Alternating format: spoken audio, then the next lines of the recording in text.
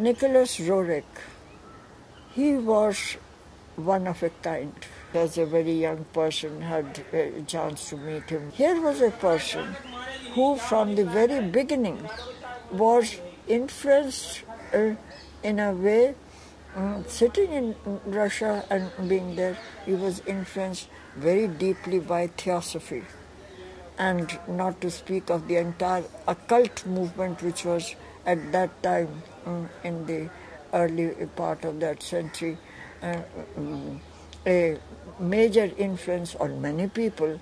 But apart from Madame Blavatsky, he went into the theosophies in a very deep manner. Then he travels all over the world. He is, of course, in his different capacities. Here is a person who is an architect. Here is a person who is a stage designer.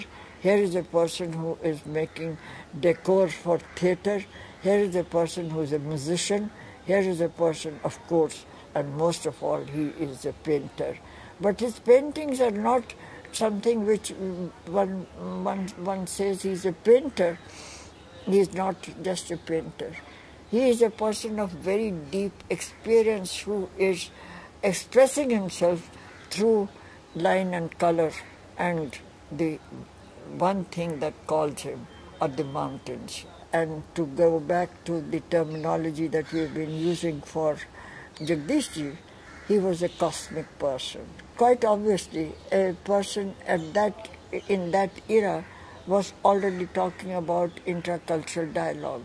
He was talking about the dialogue between what we today term as civilizations. We should know that he knew that this is not just a political matter, but it was a much deeper matter of a cultural dialogue amongst not nation states, but amongst civilizations, and that is the difference that one has to make.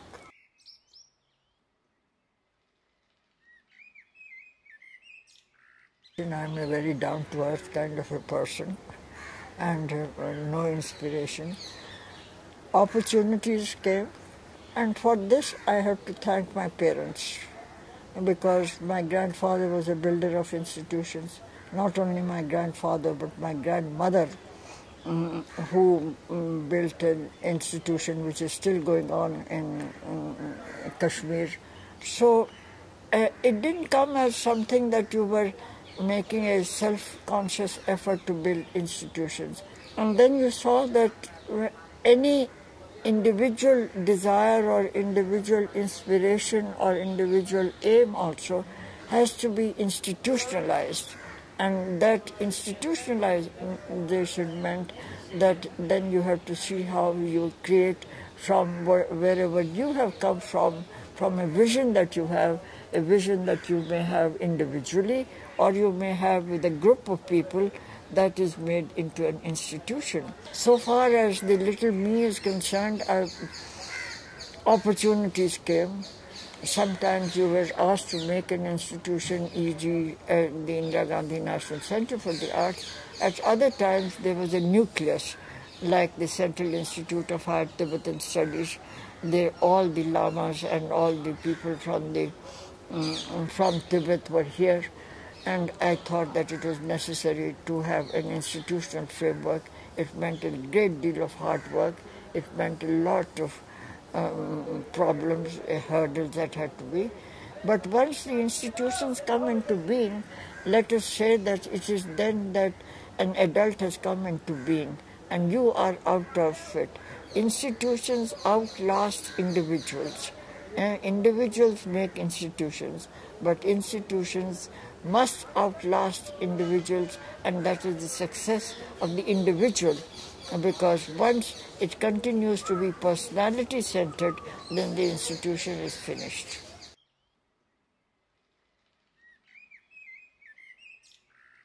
UNESCO, as you know, in the early years and in the years in which you had René Mehu as the Director General, and it moved in one way, and UNESCO was a cultural forum which did not necessarily abide by nation-state divisions of the UN system. Now we have to make a very clear distinction here. The UN system was based on representation of nation states. UNESCO was not. The moment it came into what is known as the overall UN system, then the representation became a nation state, and in terms of that, it also became in terms of the configurations that we have of the developed world, the developing world, the least developed world, etc. All that penetrated into UNESCO. Some of us as older members of UNESCO were not happy with this, but this is how one lives, and UNESCO as a forum, I think, has an important role to play. But we must remember that some of the political fallouts of the First Avenue of New York and get into Place de Fontenay in Paris, and there is still space. There is still space for what you talk of the dialogue of civilizations. There is a space in which countries which seem to be at war with each other politically can meet at another level, at another forum, within the premises of UNESCO, without standing on formalities. Not that all these political affiliations and political divisions do not enter into the debates of UNESCO, but I think UNESCO still has a very important role to play in terms of what it is doing, of seeing that dialogues between and amongst countries or civilizations takes place. How much it is successful is difficult to say.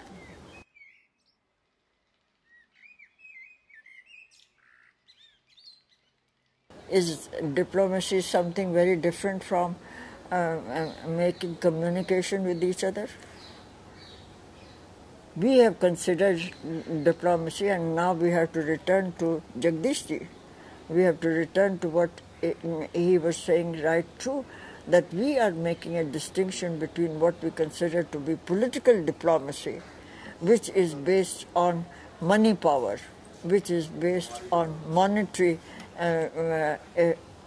status, and that diplomacy which today we have the other word, and which rightly is being used, strategic partnership.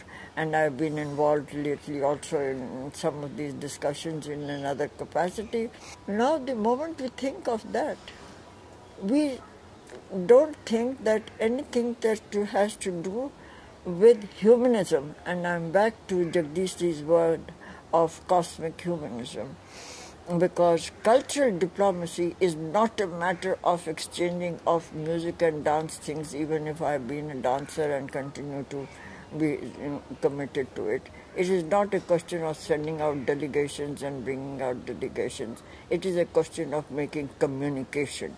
It is a question of hearing the heartbeats of the other and knowing that those heartbeats can also be your own heartbeats, which means that you have to take very different types of steps if we talk about soft power diplomacy, because we are talking then of the entire intellectual endeavor. We are talking about the endeavor in the domains of pure sciences. We are not talking in terms of applied technologies, and that is where diplomacy means also what is happening in the fields of the highest fields of science like that, and it is not to be equated only with what is known in terms of art and culture, restricted to the arts only.